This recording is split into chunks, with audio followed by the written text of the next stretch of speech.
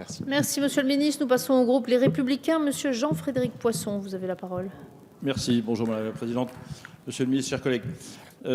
Monsieur le ministre, une organisation non gouvernementale a publié il y a quelques semaines l'intégralité des documents concernant le dernier état de négociation sur le TAFTA. Ces documents ont été mis en ligne sur le site d'un grand quotidien du matin, qui doit son nom à un opéra célèbre. Je ne détaille pas, de sorte que les documents sont désormais effectivement disponibles, mais en anglais juridique, qui, même quand on pratique l'anglais couramment, est d'une pratique un peu hasardeuse.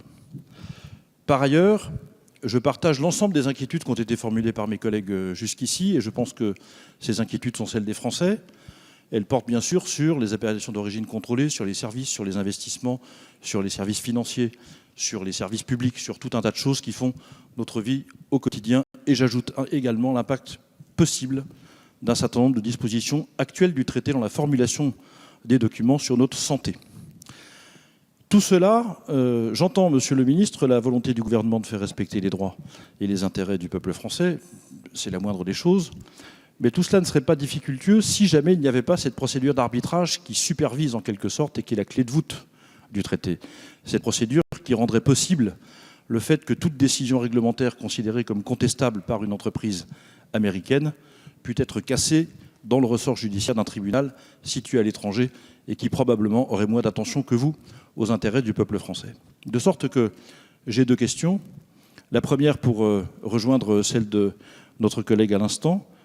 Quel dispositif allez-vous mettre en place pour que le Parlement soit informé régulièrement, pas simplement une fois par an, comme c'est le cas en ce moment, du cours des négociations et du contenu de ces négociations, y compris dans une formulation d'ailleurs ou un dispositif qui serait un peu confidentiel, voire secret.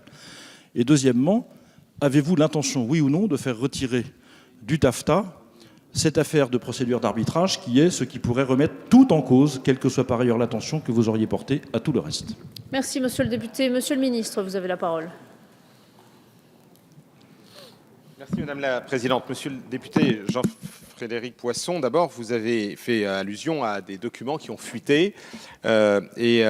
Finalement, ces documents qu'une ONG effectivement a transmis à la presse, qui faisait état de la situation de négociation avec les États-Unis, entre l'Union européenne et les États-Unis, ils ont juste confirmé ce que le gouvernement français ne cesse de dire, c'est-à-dire que ces négociations sont aujourd'hui déséquilibrées. Que d'un côté, il y a un mandat de négociation de l'Union européenne qui a permis à l'Union européenne de dire qu'elle était prête à s'engager dans toute une série de domaines, mais de l'autre côté, on voit que la partie américaine n'a pas fait une offre qui soit à la hauteur de ce que l'Union européenne attendait de cette négociation. Bon. Deuxièmement, rien dans cette fuite ne met en cause les lignes rouges que la France défend. Vous les avez rappelées, qu'il s'agisse des services publics, des investissements, des indications géographiques, tous les sujets que nous venons d'évoquer. Maintenant, vous posez la question de savoir comment le gouvernement veut associer et informer le Parlement à chaque étape de la négociation. Deux choses.